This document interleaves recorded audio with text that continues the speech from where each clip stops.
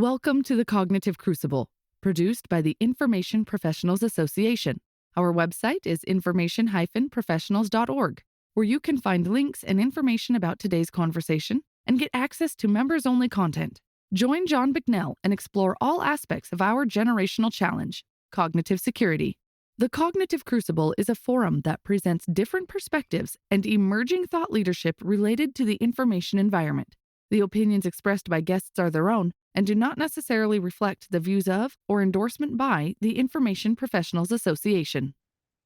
We have two guests today on the Cognitive Crucible. First is Becky Fair, who is the Vice President of Information Advantage at 26 Technologies, and also Hannah Lincoln, who is the Analysis Lead for the M3 team at 26 Technologies. Becky and Hannah, welcome to the Cognitive Crucible.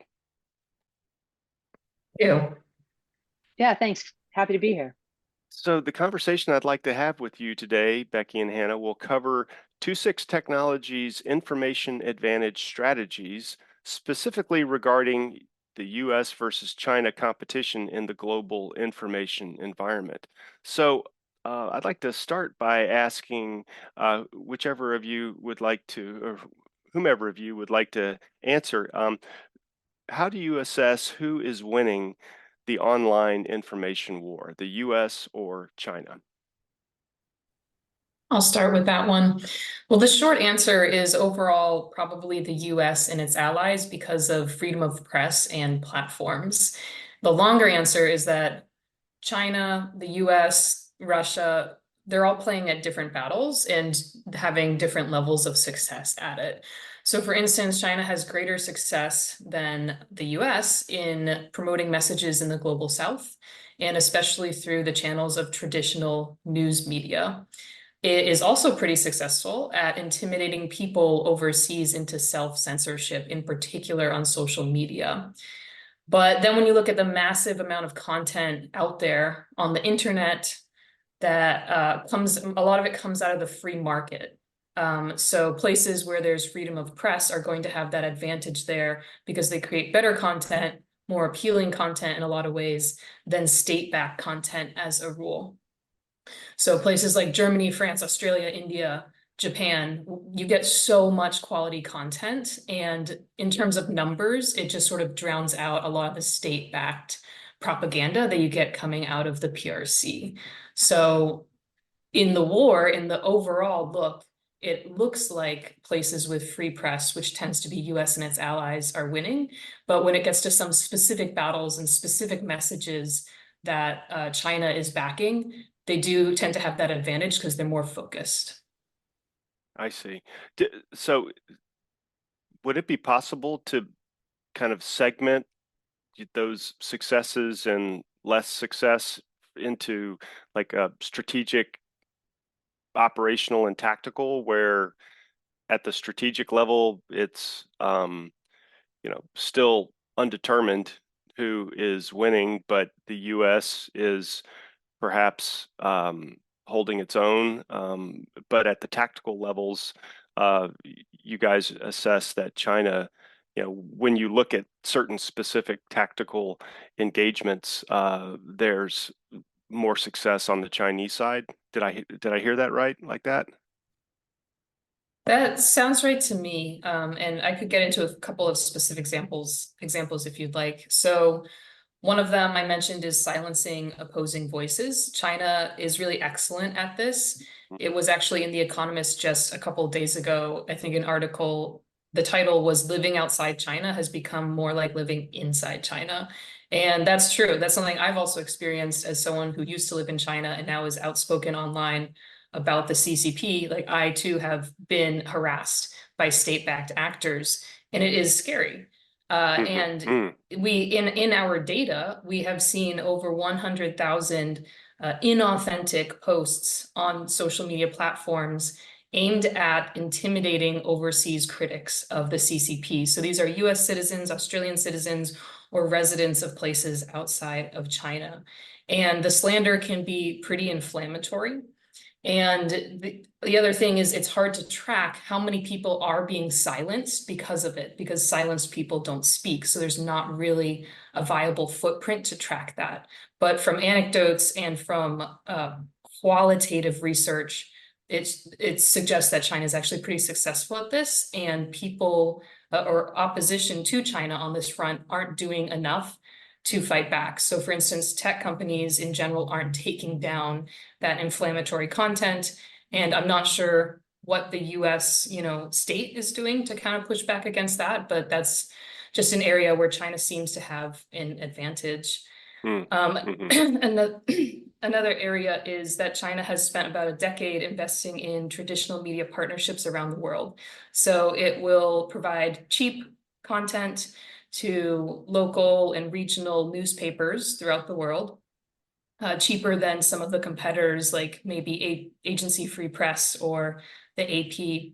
And then they'll also fly journalists to China to give them a week of training and fun in China, and use all kinds of methods to kind of win over the local media outlets outside of China. This, like I said, has been particularly successful in the global South. But it's also fragile because some of these content sharing deals, when they expire and when they stop flying people to China, they stop sharing the content that comes from China. So for instance, in sub-Saharan Africa, we've seen a drop of about 80% in the past couple of months from 2023 to 2024 of the number of PRC sourced articles that appear in sub-Saharan African outlets. So last year, in sub-Saharan African outlets, they were sharing a lot of PRC-backed news. This year, they're not. And we looked at the data and we assessed that it's probably because some of these deals expired, which suggests that, okay, well, if it's ultimately a business deal, then it has a timeline on it, a deadline. And so those kind of arrangements can be kind of fragile. I see.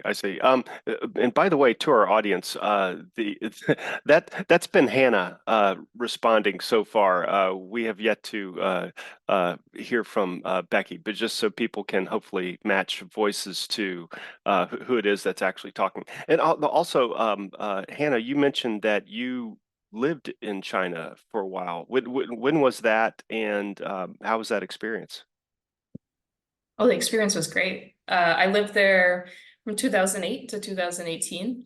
I got my master's there at the Johns Hopkins Nanjing Center, and then I worked in private sector doing market research. So kind of like intelligence analysis, but it was sort of framed around how do we sell products to consumers in China? And those were China's late economic boom years. So it was still a really heady time, a lot of growth, a lot of entrepreneurship.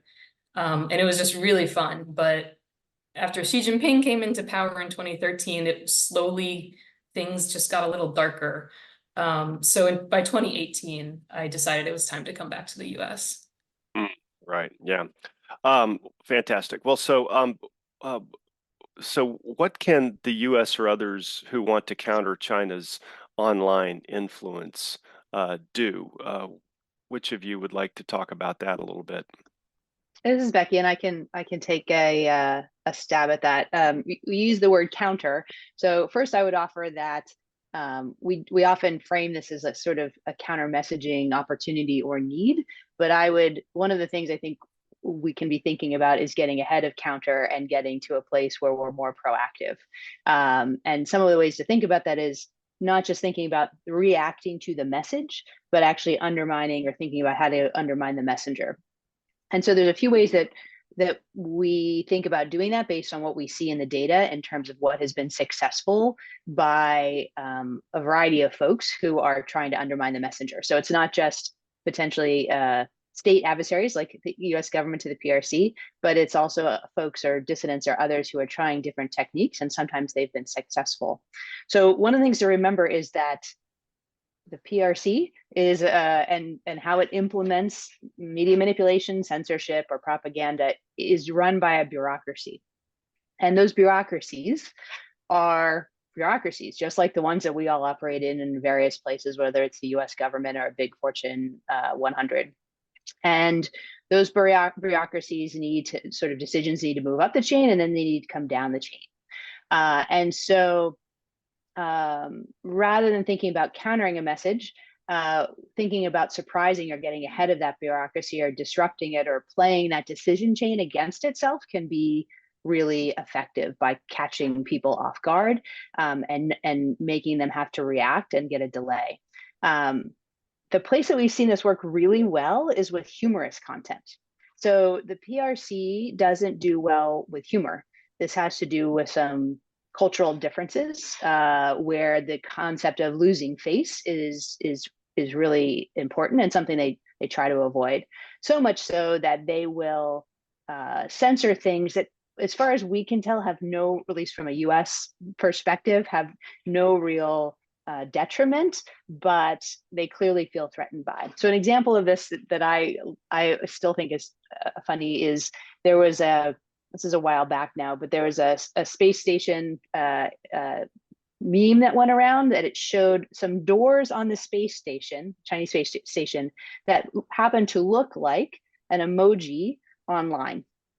And people were just making a joke. It was like a smiley face sort of thing. That all got censored because it looked like the space program, the Chinese space program, was losing face. So things like that, just simply amplifying that emoji, for example, means that the bureaucracy needs to run over to deal with this like silly emoji, which means that there may be sort of create excess capacity or other things that they might miss.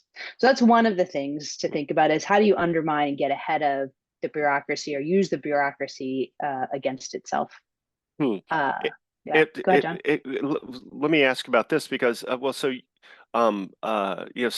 some of these examples and numbers that you guys are citing here are contained in a really awesome report that you guys compile twice a year, and you guys were, kind enough to share some of that with me. But one of the things I picked out of this report is that, coming up right now here in the next few days is China's 2 sessions congressional meeting, which, is in early March every year, right? Something like this. So, building off of what you were just talking about, Becky, Western democracies can use like bureaucratic moments like what's coming up in China right now to our advantage. Would you say that that's right? Yeah, absolutely. We know, having watched this, so I realized we kind of jumped in without kind of giving any kind of context about how do we have this data and where does it come from? Yeah. Please. Yeah, absolutely. People are kind of wondering. So we have a system that we call the Media Manipulation Monitor, or M3 for short, and it captures and measures what the PRC, and now actually the Kremlin as well, is manipulating online, both on Chinese platforms and Russian platforms, as well as what we call global social media platforms like X or Facebook or other things. And we've been doing this since 2019, which means we now have a database of over 10,000 information operations that the PRC has run since then. And so this report that, John, you're referring to is a way that we step back every 6 months and look at, just shy of 2,000 information operations every 6 months or so, that in an effort to try to understand what the bigger picture can tell us. And so one of the things that bigger picture can tell us is that every year when they hold 2 sessions, there's a big propaganda campaign that goes out. It highlights, those campaigns highlight different themes depending on the year, but it's pretty standard. We know it's coming. We can see it every year in the data. We can compare year on year. And so we know that, and can anticipate that is going to be a push, and it gets back to, we could do some planning, or if folks wanted to do messaging, some planning around it, either getting ahead of the story or anticipating the themes, or some other kinds of stuff. Hannah, did you want to add anything to that? Yeah, I mean, it's like you said, the propaganda apparatus is a bureaucracy. And so they, I'm sure, already have a lot of their messaging planned for the next couple of weeks regarding 2 sessions. And they're just waiting for the things to happen for them to actually put out the message or do some final adjustments, which means that they're probably not ready for any kind of counter messaging, and they would find it very inconvenient, and they may not have capacity to counter messaging. So, for instance, we've seen campaigns put out by the PRC in the past, And then when there was some sort of grassroots pushback against it online, whether it was on Twitter or on Weibo, the government perhaps just didn't have the capacity to address it. And especially if it's large volume, sometimes they just let it go. I see. Um, uh, uh, Famously or infamously in Western or U.S. information operations circles, practitioners complain about the needing to go up to the four-star general to get approval to send a tweet. I'm being a little tongue in cheek here, but they're really stifling bureaucracy on the U.S. side to do information related activities. Would you guys say that it's similar from what you can tell with China and their centralized control over information? Go ahead, Hannah. Yeah, it is and it isn't. It certainly, at the end of the day, the higher ups in Beijing have the final say. But because it's such a sprawling bureaucracy of decentralized actors, and you add in the bots, the covert shops that don't have maybe direct supervision from Beijing, you end up having a lot of messengers kind of guessing at where the boundary is of what they are and aren't supposed to do. So, for instance, last April, April 2023, the Chinese ambassador to France, Lu Xiaoye, went on French television and said something about post-Soviet states do not have sovereignty. And I think that was on a Thursday or a Friday. And so that aired. And then over the weekend, there was some backlash from Baltic states about this. And then by Monday or Tuesday, Beijing issued a response that was saying, hey, he didn't mean that. We don't mean that. Now, there was that delay in part because maybe Beijing didn't hear about it, but also because it's the weekend and propagandists don't generally work as much on the weekend because they're following a government schedule. So in that delay, there was some amount of opportunity for this sort of backlash or counter messaging or questioning about what China's diplomacy is up to. So the fact that he was able to do that shows that not everyone is taking their orders directly from Beijing, but they do ultimately have to answer to Beijing. One other example of this is the covert messaging. Let's just call them bot accounts. Very often we find that they take things to an extreme that official messaging won't. And so, for instance, if there's a protest somewhere in a different country outside of China, and we see that the diplomatic response from China or the state media response is to cover it in a kind of neutral manner, we'll find that the China-backed bots will be much more inflammatory and maybe pick a side. And we theorize that that's not necessarily because Beijing is telling them you have to pick this side, but that they know that their job is to portray democracies in a negative light. And so they make a guess that this is the right thing to do for messaging, which is portray democracy and protest negatively. At the same time, we've seen similar content censored in China. So we'll see China-backed bots pushing one inflammatory narrative on Facebook or Twitter, and then that same narrative is censored inside of China. So even if it's state-backed messaging, that doesn't necessarily mean it's coming directly from Beijing and that it's a straight line, but sometimes it seems like these actors are kind of guessing and figuring it out, and sometimes they themselves run afoul of their own censors. I see. Yeah, John, So, one thing I'll add to that, just yeah. for listeners to understand, because I think there's sometimes this idea that a directive comes down from the center and all the people do the things. But to Hannah's point, propagandists have to interpret that. So we do see directives come down to do a thing. But on the censor side, the censors are employed by the social media platforms themselves. So on the Chinese platforms, censors are not government workers. They are folks that work for the platforms. And so that adds another layer of interpretation of what it is the government wants you to do and be organized. So I think to your question about sort of, is the bureaucracy the same?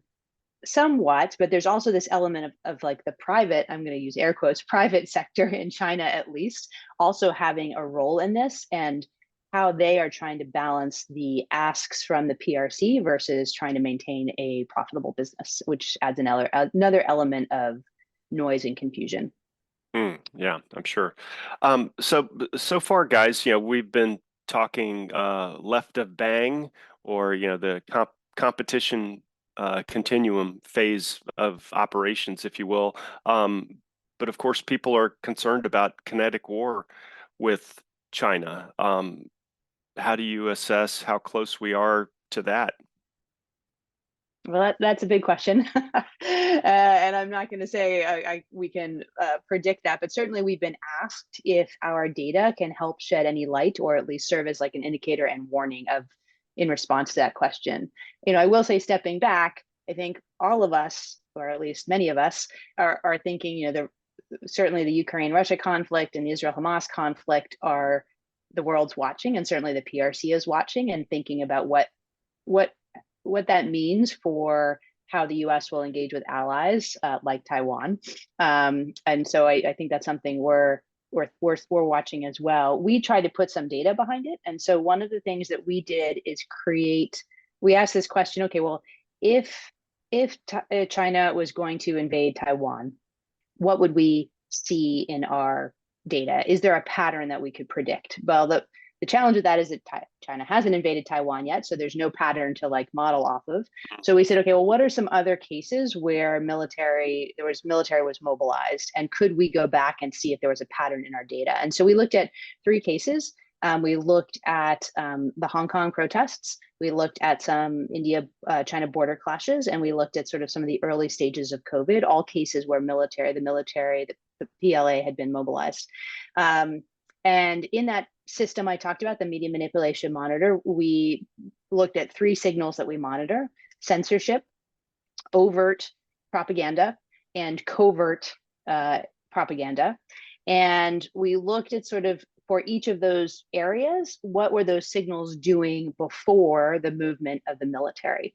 And in all 3 cases, all 3 of those signals, censorship, overt propaganda, and covert propaganda, were more than 5 standard deviations higher than the norm 30 days or less before the military was mobilized.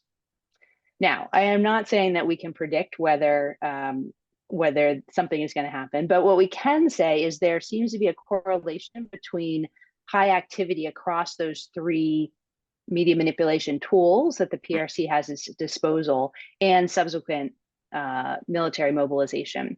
So, and importantly, when we looked at the data for Taiwan, that had never occurred. In the history of our data back to 2019, there were no cases where all 3 of those indicators had moved above that sort of baseline in the 5 standard deviation model. So we started watching Taiwan specifically, and watch to this day. We have what we call the Taiwan crisis indicator. So far, the only time that those 3 things, censorship, overt propaganda, and covert propaganda, have spiked above 5 standard deviations was before the Pelosi visit. And in that case, things spiked. That was a pretty short timeline. It was only about a couple days before her plane took off. And what we think there was going on is that, and indeed there was a bunch of, we all remember, one of the highest military mobilizations sort of related. They didn't invade Taiwan, obviously.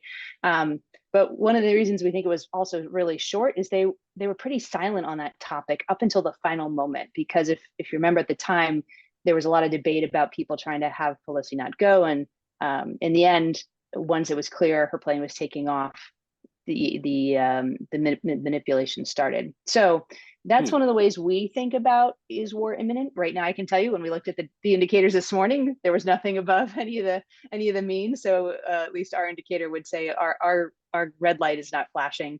But it's something that we try to think about: how can we use data as an indicators and warning piece, and what do actions in the information environment tell us about how the PRC is feeling relative to kind of control in the space.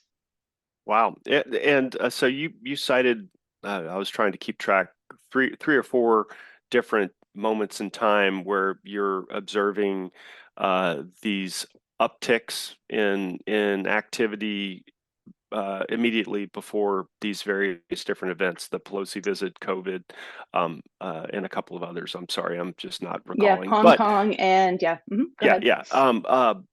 How far back does your data go? Are you able to include some other things going back to, I don't know, 2016, 2015, and times like that? Yeah, our earliest data starts in 2018. So the system got off the ground that year. We really feel most confident about the data starting in 2019. There is data available back into the sort of 15, 16 timeframe, and actually even earlier. So this system was actually built off some research done at Harvard in 2013 and 14, believe it or not. And they back then had reverse engineered Chinese government censorship of Chinese social media. So for folks interested in, they have a kind of some data in time, but in terms of continual tracking at a consistent level so that we can do statistically significant and relevant comparisons, really our data starts in the 2019 timeframe. I see. Wow, awesome. So another thing that is frequently on people's minds and that you hear about is just Chinese stability as a country, economically. There's population dynamics that some people, are concerned about or point to. Could one of you talk about, what is going on inside China? Or is the prospect of a revolution something that you're hearing about? Always possible. I'll start off by saying this, which is that a lot of times we're in discussions with people who want to know what's China doing abroad, and that's fair. And are they going to start war over Taiwan? And that's fair. But a lot of times I think people overlook what's happening inside of China, thinking it's unrelated. But everything that the Chinese Communist Party and Xi's regime can carry out can only be carried out insofar as they have enough support at home and are able to silence lack of support or pushback. And so it's a crucial piece of understanding what they do abroad. So for instance, the Belt and Road Initiative, which I think the US government is rightfully, interested in seeing how it pans out and what it's doing around the world, is not popular with China's civilian populace. And in fact, we've seen a lot of censorship over the years of the populace saying, hey, why are you spending money on other places abroad when we have people in poverty at home? Well, Xi Jinping announced a couple years ago that he eradicated poverty. So that from a propaganda perspective ended that debate, I guess. But Yeah, good job. that's just good job. That just an example that it's very important to understand, are things stable in China or not, and where are or aren't they stable, and how close is the pot to boiling? So to answer your question though, is revolution brewing? It's always possible, and I would say it was closest in November 2022 when we saw the anti-COVID lockdown protests. They were the largest street protests seen in China since Tiananmen Square. Thankfully, they didn't end the same way as Tiananmen Square did. They ended with a policy change and people went home and moved on with their lives. The government stayed in power. So we're not at that same moment right now because it's just not the same circumstances. However, we do see a lot of discontent and censorship related to the economy. China announced that its GDP growth rate was about 5% in the past year, which met their pre-announced expectations. So they fulfilled their own expectations. But there's been credible third-party reports that suggest the actual GDP growth rate was between 0 and 1%. And of all the censored content that we're tracking, we're seeing a lot of people complaining about unpaid wages, low wages, shrinking purchasing power. And so when it comes to, can I put bread on the table, that does seem to be a problem now in China, more than, since when I've been studying China, more than in probably decades. So that is something that we're watching closely. And in terms of using data and going beyond these anecdotes, we do look to how long something is censored as an indicator of how long people are discontent about it. And so, for instance, with the COVID protests, we saw censorship about people complaining about the COVID policy for almost a year, something like 40 or 50 weeks before those protests broke out. We haven't been able to prove necessarily there's a direct correlation between longevity of censorship and likelihood of protests, but at least from that one case, it does seem to be something that is worth monitoring. So we're monitoring in particular this pushback against the economy. And if it continues throughout the rest of the year and into 2025, then that's going to be very hard on the Chinese government. Yeah, about a year ago, we had a great conversation with a gentleman named Nick Eberstadt, who, among other things, studies demography and population studies, and he painted a rather stark picture within China with their demographic trends. Do either of you share uh, those kinds of concerns about demographic forces within China and stability and the ability to maintain or grow their economy and things like this? I think it's a mathematical issue. If you have fewer people of working age and you have a shrinking GDP and you have more government overreach in the private sector, then just economically it's harder to sustain the kind of growth. And I mentioned earlier in this interview, the late economic boom years were heady times, and people were very positive about their futures, at least when I lived there. And that doesn't seem to be the case anymore. Will that necessarily lead to instability and revolution?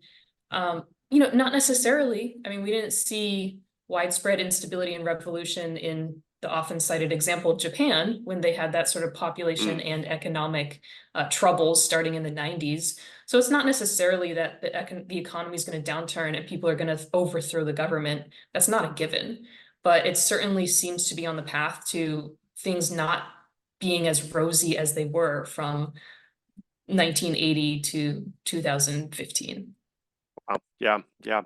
Well, stunning work, you guys. Lots of detail. I'm sure with your customers, they're able to, turn the problem in lots of different ways and look at the way China is engaging in the world in answer lots of questions in order to improve the way that they respond. So awesome stuff.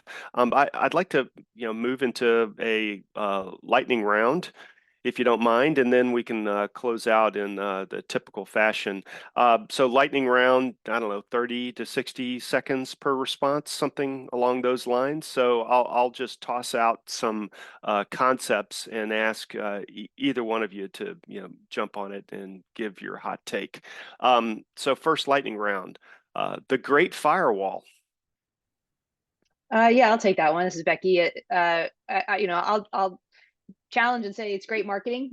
Yes, they can technically shut down the internet and certainly can monitor everything coming in and out, but it's a high cost. Chinese netizens rely on the internet, shutting it down to be a big deal, and information still gets through. The PRC itself retweets content that's been tweeted by the US government, even though the PRC itself has banned Twitter. So yeah, don't buy all the hype. Yeah, yeah. So information finds a way. Yeah. X in China. Yeah, the X and other things, Facebook are banned. And sort of back to the note you just said, information finds a way. That same technology that people use to transfer content about celebrities like Taylor Swift is also being used to climb the Great Firewall. And so there's a term coined, which is wall climbers. They use various technologies to actually move content in. A lot of it's Taylor Swift information, but a lot of it's from POTUS and other sorts of folks. So yeah, VPNs and other things will get you to X. Yeah, I was going to ask, but you kind of answered my question. But is Taylor Swift a phenomenon in China, or is there like a demand signal from within China for Taylor Swift related content? I'll let Hannah ask that. I don't know how popular Taylor Swift is in China. I would say popular, but not as popular in China as, for instance, South Korean boy bands or some Japanese teenage girl death metal bands that seem to have captured the imagination of China's youth. What was that last one? What kind of death metal bands? I'm blanking on the name, but there is a Japanese and I think a Korean one that's teenage girls, teenage idols who Teenage girl death metal. That is death metal, yeah. that is really niche. That is really niche. Okay. Well, and you can imagine how they captured the population's imagination, perhaps a bit more than Taylor Swift, who's foreign to them. You know, she's on the other side of the world. Right. I've got two daughters, and both of them are really into music. I'll have to run that one past them, as to how this sidebar here we are in the lightning round, and I'm getting us sidetracked. But sidebar.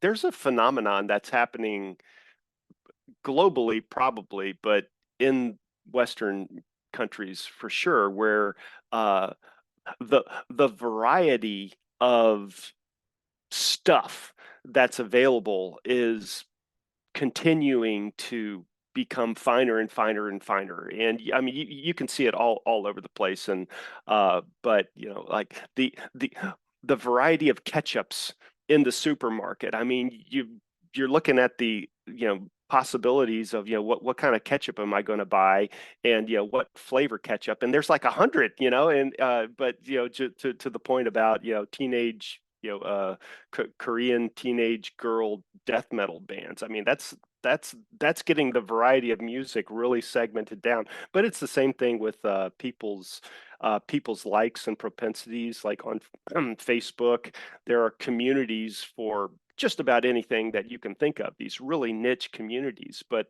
the there is a larger point to this.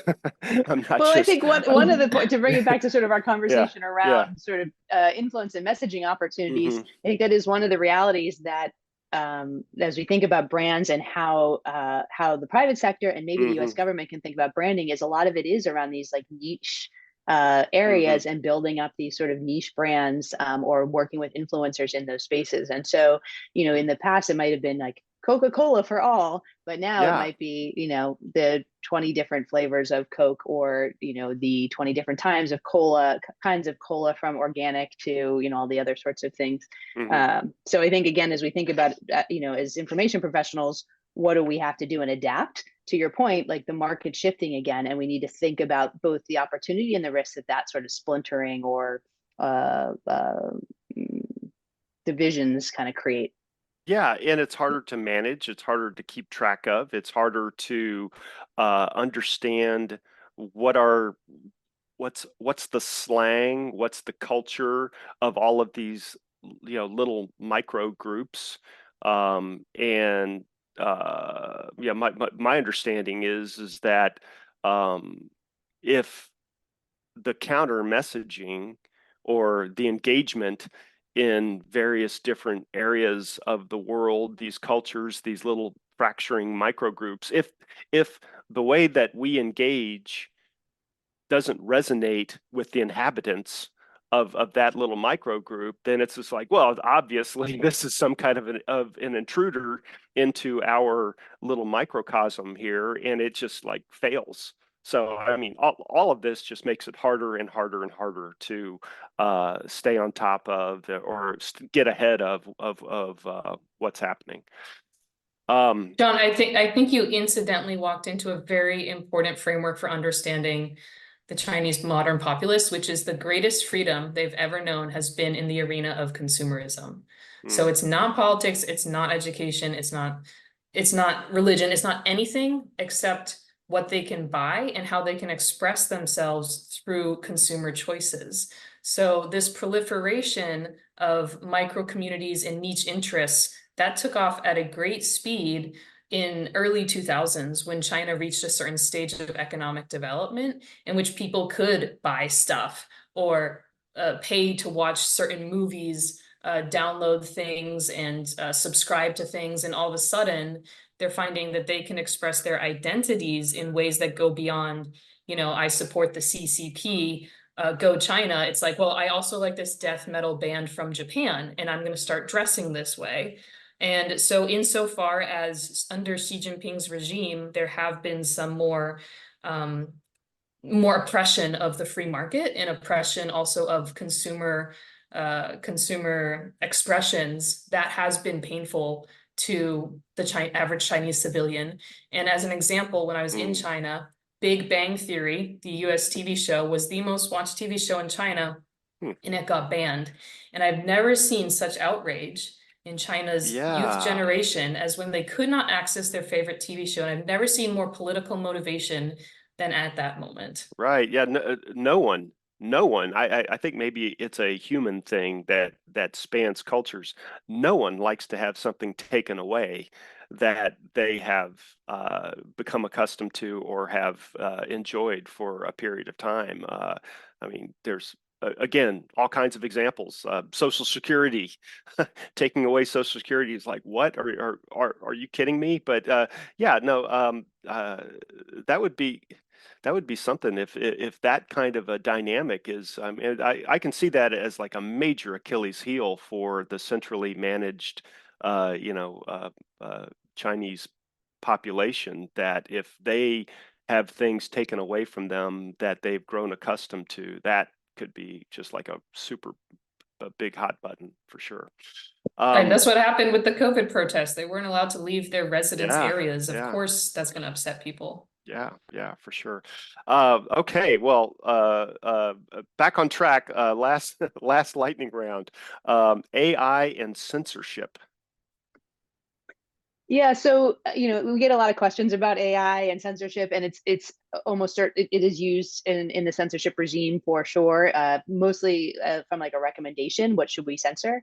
And it is also true that I am very skeptical that AI will or censorship will ever be run totally by AI, because humans are infinitely creative and they can outsmart the AI. The AI trains on data that exists, and it can only kind of do that right now. And the humans are doing things like crazy code words or homophones, where there's words that sound like the word that they're trying to say but have nothing to do with it, or acronyms. If you want to watch a funny video about sort of humans beating AI tech, you can Google the Marine Corps is outsmarting a DARPA robot by hiding under a box after they had trained it. So AI definitely a thing in censorship, but I think in the cat and mouse game that is censorship, the humans will outsmart. Right. I've not seen that video, but I'm imagining something similar to some videos I've seen where people out or are messing around with their pets, and they have like hold a blanket up in front of a door, and as they release the blanket, they dash out of the way, and it completely confuses the dog, like what happened. Maybe something like that, hiding under a box, but yeah, for sure. Yeah. um okay, well, this has been great, you guys. I've got a couple of typical closeout questions. Could one of you offer a fruitful research question that an interested student might examine, that perhaps takes a scratch at some of these challenges that are on your mind, or that some of the problems that you're hearing from your customers? Yeah, I'd be thrilled if people could help and are can take up some of these research questions. I'll kind of circle us back to where we started. Is the question like who's winning? How do we think about China's influence online compared to everything else that's influencing people online? And how are they doing? How are they doing compared to us? How are they doing compared to Russia? How are they doing compared to the Japanese death metal bands that we just talked about? Like, who is capturing the hearts and minds, and how do we measure that? And how does the PRC itself measure? Like, how are they rating themselves? So getting some data backed evidence around that we can measure longitudinally is certainly something we're interested in, and would Hmm. be really welcome any folks that are thinking about that or have creative ways to get after that. Right. And by the way, do you guys take like summer interns, college interns, or like have like fellowships, or like take like hiring our heroes fellows, and Yep. folks like that within 26? Yep, we do. Yeah, so 26 works has a summer internship program, absolutely, and we also have a program. It's a transition program for folks that are transitioning out of the military, Hmm. and I'm forgetting the name right now. I apologize. I'll send it to you later, John. But yes, absolutely. And so you can either reach out directly through our recruiting team on our website, or to Hannah or me, and we can keep an eye out for things. Dynamite. And then finally, could you guys recommend a book or online resource that interested listeners might check out if they want to do a deeper dive into any of these topics? Sure. This is Hannah. I'll start. I'm a big fan of Chung Lee, a fellow at Brookings. He does excellent work all around. You said deeper dive. It would be a deep dive, his books. Okay. But that's what I like about them is it's not watered down. And so, for example, he wrote Chinese Politics in the Xi Jinping Era. I, didn't read it back to back. I chose my chapters, but I got so much out of it. Another example, something he wrote, Middle Class Shanghai, Reshaping US-China Engagement. I mean, what a title. Who thinks middle class Shanghai when they think US-China engagement? And he makes a good argument around that. And there's a lot of books in this space, so I tend to err on the side of people who've kind of been in it a while and do really deep, honest research, and he's one of them. Excellent. Excellent. Becky, did you have a suggestion? Yeah, I've got two. One is a book by Dr. Molly Roberts, who in that book's called Censor, Distraction and Diversion Inside China's Great Firewall. It's a 2018 book, but it still is a great primer on what we've been talking about. Molly was one of the co-creators of the very original research that I referenced out of Harvard that powers the system we've been talking about today. And the book really shows how she and others can use quantitative methods to really understand what the PRC is trying to do online. The other thing I'd recommend is another podcast. If folks know about Intelligence Matters, hosted by Mike Morrell, there's a particular episode there that's relevant to the conversation we've had today about, I think it's called Chinese Cognitive Warfare, and he talks with John Bauman. And that's specifically about how the PLA thinks about this space. Again, another really good primer, really focus at, I think, some of the things that your audience are going to be wrestling with sort of our clients too, in terms of the DoD. So highly recommend that as both of those as sort of a 101 kind of entry point for conversations around media manipulation. Great suggestions. I had was aware of none of those, so I will personally check those out, and fantastic suggestions. And with that, Hannah Lincoln and Becky Flair, thank you guys so much for being guests on the Cognitive Crucible. Thanks, John. Thanks, John. The Cognitive Crucible is the only podcast dedicated to increasing interdisciplinary collaboration between information operations practitioners, scholars, and policymakers. To find out more about the Information Professionals Association, visit us at information-professionals.org. Please support our podcast by giving us a 5-star rating and leaving a review.